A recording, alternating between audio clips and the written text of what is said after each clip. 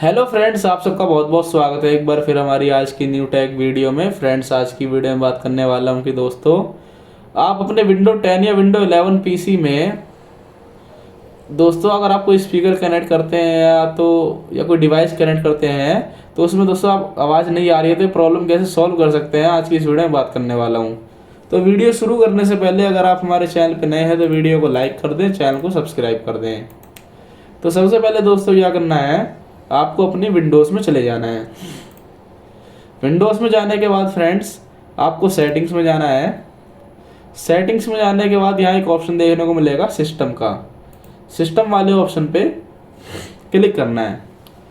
Click करने के बाद यहाँ दिख रहा होगा दोस्तों आपको साउंड वाले ऑप्शन पे क्लिक करना है।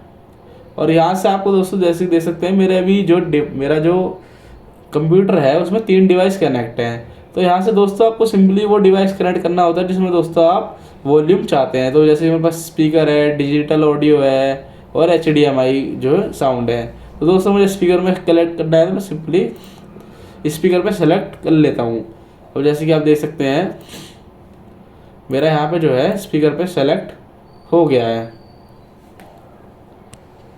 अब जैसे कि आप देख सकते हैं मेरा जो है ये स्पीकर पे सेलेक्ट हो गया है। अब दोस्तों जो मैंने भी स्पीकर जो है कनेक्ट कर रखा है अपने कंप्यूटर से, अब जो ही मैं दोस्तों कोई भी टैब चलाता हूँ या कोई वीडियो चलाता हूँ तो मेरे स्पीकर में साउंड आएगा।